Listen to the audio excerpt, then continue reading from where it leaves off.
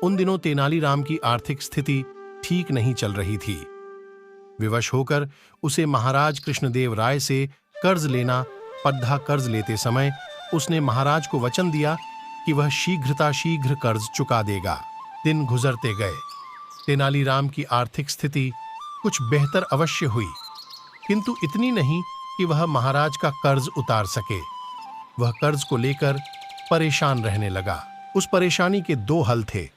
एक, कि वह किसी तरह महाराज का कर्ज उतार दे।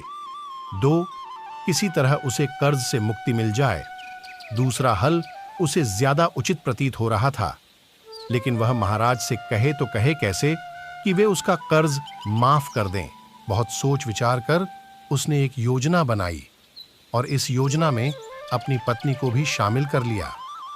फिर एक दिन उसने अपनी पत्नी के माध्यम से महाराज को संदेश भिजवाया कि उसका स्वास्थ्य ठीक नहीं है, इसलिए वह कुछ दिन दरबार में उपस्थित नहीं हो पाएगा। संदेश भिजवाने के बाद उसने दरबार जाना बंद कर दिया। कई दिन बीत गए। तेनालीराम के दरबार न आने पर महाराज को चिंता हुई कि कहीं उसका स्वास्थ्य अधिक खराब तो नहीं हो गया, और उन्होंने तेनालीराम के स्वास्थ्य की जानकारी लेने उसके घर जाने का निर्णय लिया। एक शाम महाराज तेनालीराम के घर पहुंच गए। पत्नी ने जब महाराज को देखा तो तेनालीराम को इशारा कर दिया और वह बिस्तर पर जाकर कंबल ओढ़ कर लेट गया।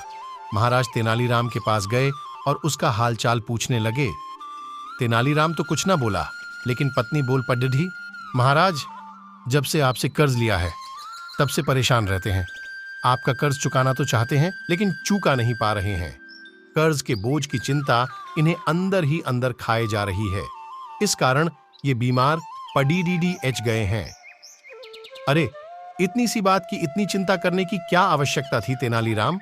चलो, मैं तुम्हें कर्ज के बोझ से मुक्त करता हूं। चिंता छोड़ दो और स्वस्थ हो जाओ। तेनालीराम को सांत्वना देते हुए महाराज बोले।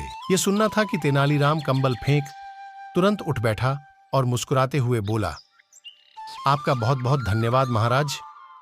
तेनालीराम को स्वस्थ देख महाराज बहुत क्रोधित हुए और बोले, ये क्या तेनालीराम, तुम तो स्वस्थ हो। इसका अर्थ है कि कर्ज से मुक्त होने के लिए तुम बीमारी का बहाना कर रहे थे। तुम्हारा इतना साहस, तुम दंड के पात्र हो। तेनालीराम ने हाथ जोड़ डालिए और भोलेपन से बोला, महाराज, मैंने कोई बहाना नहीं किया।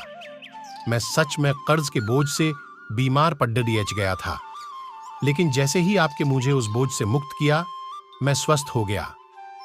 महाराज क्या कहते?